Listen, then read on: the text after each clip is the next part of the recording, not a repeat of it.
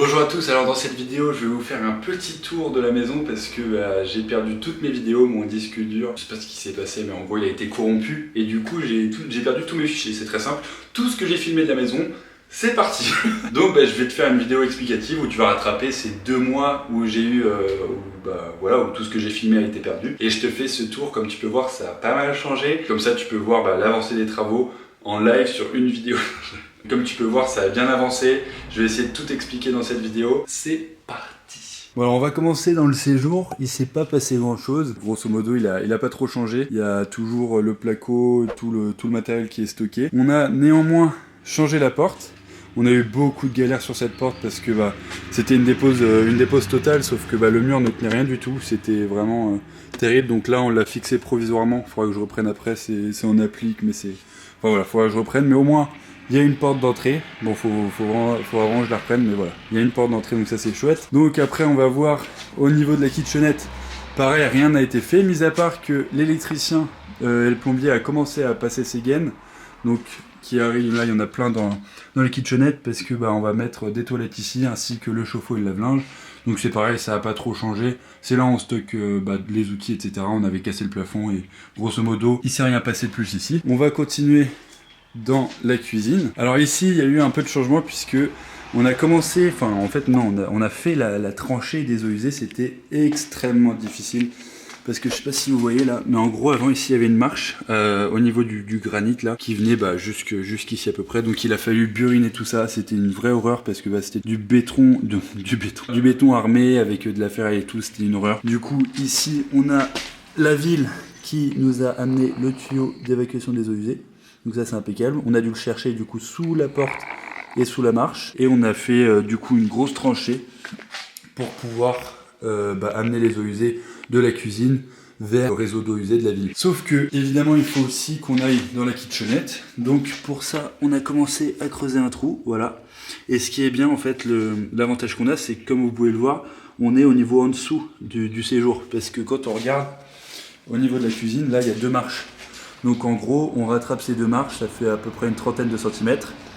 On rattrape les 2 marches, donc c'est parfait pour nous puisque ça va nous permettre de nous raccorder au réseau d'eau usée de la cuisine dans la kitchenette. Donc ça c'est impeccable. Pareil, là c'est les arrivées d'eau, donc eau chaude, eau froide. Ensuite, donc là, évidemment il y a un gros tas, c'est extrêmement dur de passer outre. En plus il y a des câbles de partout, enfin bref, c'est assez dur. Mais hop, donc là, ça résonne beaucoup. On est dans la chambre de droite, dans la pièce tout à droite de la maison. Là pareil, il n'y a pas eu de gros changement. On attend que l'électricien passe ses gaines pour pouvoir plaquer partout. Mais voilà, par l'électricien qui a enlevé toute l'installation électrique d'auparavant, donc il n'y a plus rien. Et du coup, voilà, rien n'a changé.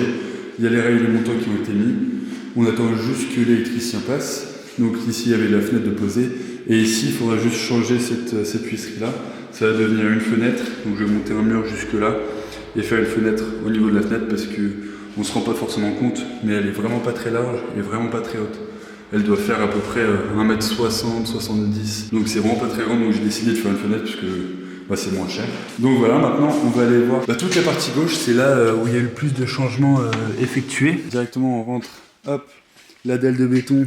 Donc ça c'était la dernière vidéo, elle a été faite. Donc il y a eu un problème de niveau comme j'expliquais. Il manquait un petit peu de béton tout autour ici. Du coup on en a rajouté un peu, mais il va falloir que je fasse un réagrège pour égaliser tout ça. On a fait les encadreurs de fenêtres, on a posé montant et rail. Et on a commencé à mettre le placo. Donc ça c'est hyper chouette, c'est à dire que là c'est la première chambre à droite, voilà qu'on avait commencé à faire.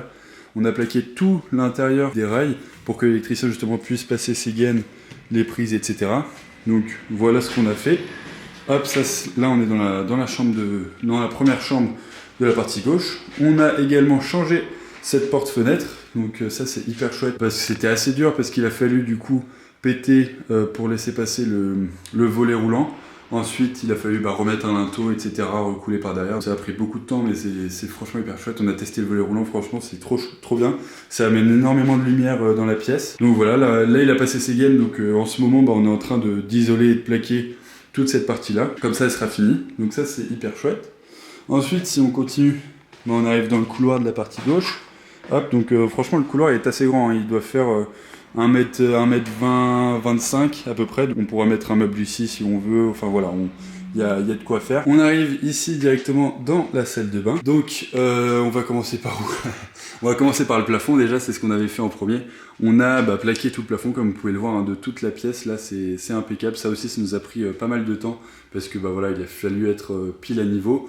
Donc c'était assez dur mais on s'en est plutôt bien sorti. Et là du coup on a commencé à plaquer toutes les cloisons de la salle de bain avec du placo hydro pour la salle de bain.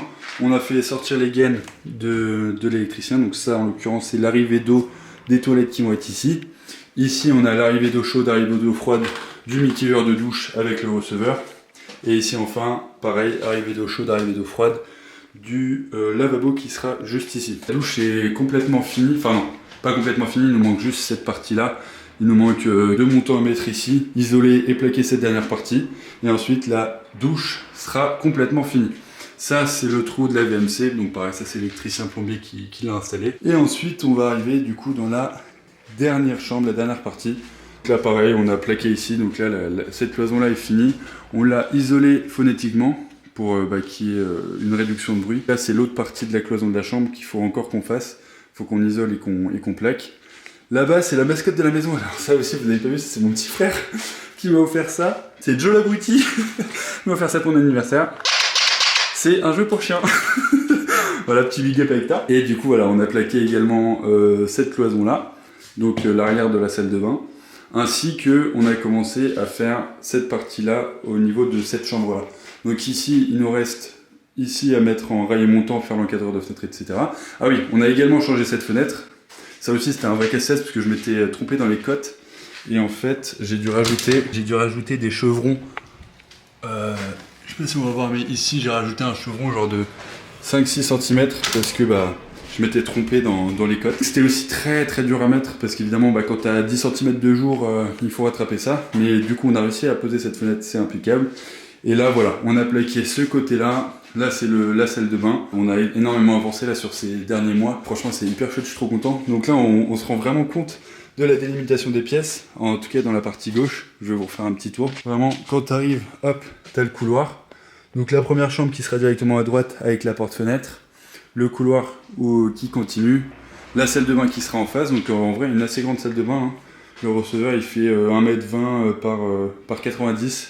Donc vraiment de quoi faire au niveau de la salle de bain. Et ensuite un autre petit couloir qui va mener à la chambre directement. On se rend beaucoup plus compte de comment ça va finir. Et ça c'est hyper chouette. Bon voilà, du coup je t'ai montré l'avancée des travaux. Je refilmerai sur un autre disque dur parce que de toute façon l'autre est mort. Donc pour pouvoir te montrer l'avancée des travaux. Si jamais t'as aimé la vidéo, n'hésite pas à t'abonner, n'hésite pas à la liker, n'hésite pas à la partager. Enfin voilà, tu connais. Et on se retrouve très vite pour la suite des travaux. Parce que là tu vas du coup vivre ça directement, il n'y aura pas de mois de délai.